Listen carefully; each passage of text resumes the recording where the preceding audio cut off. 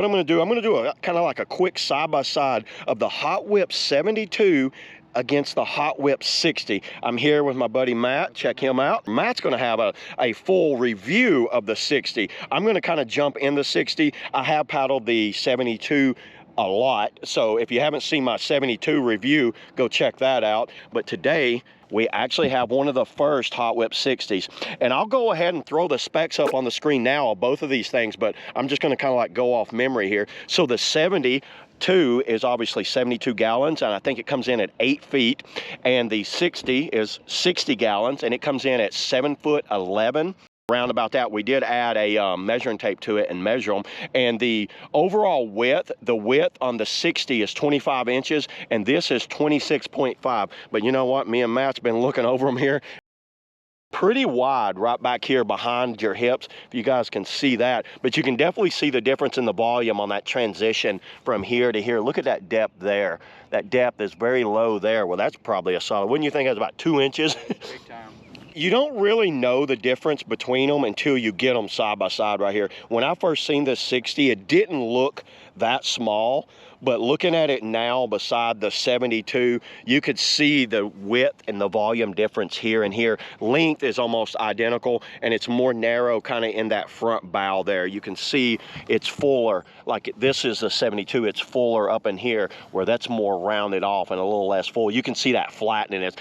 Then looking over the tails right here, did a rocker check on this one. This one is kind of like their demo, and it's kind of like bent up a little bit. So here's what I'm going to call this. I'm going to say it's 9 inches of tail rocker and 10 inches of tail rocker, and then the front was around about 13 on the 60, and then 14 on the 72. So it looks like they actually went 1 inch of rocker on both the bow and stern to do that. Seating wise, it's a little lower sitting. When you look at it in the cockpit area, you can see the distance here is a little lower than right here. But I mean, we're only looking at maybe an inch. I actually fit comfortable in both of them.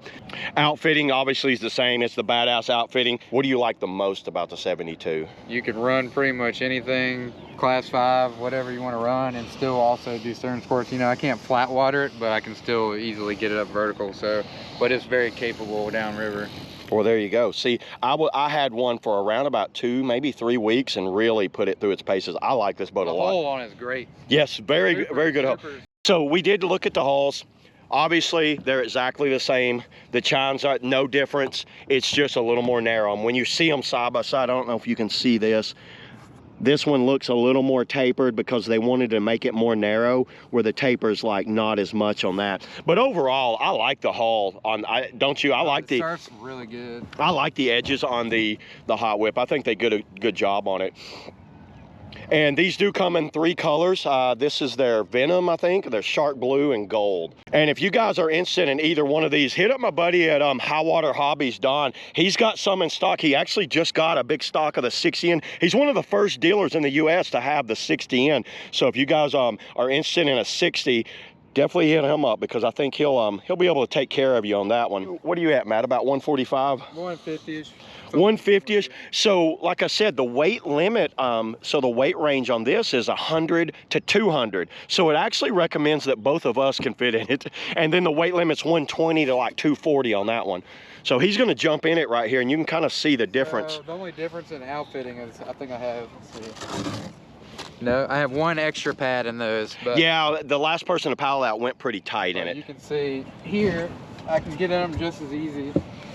But the first thing I notice here is this comes way further down. Way tighter in here as far as this is concerned. What I've noticed is your depth is lower there. Yeah. So if anybody sets in this and it kind of feels like a tub to them, I think get in that and you're going to lower down in there. Looking at where his back is, it's actually way down below the small of his back. Jump in the other one. So the 72 right away, you can kind of see how he's deeper down in it. And look where the small of his back is a little lower than the back of it there. You know, I kind of can lay my arms down over there. My arms are raised up a little bit. It's definitely noticeable, like jumping back and forth right in this area.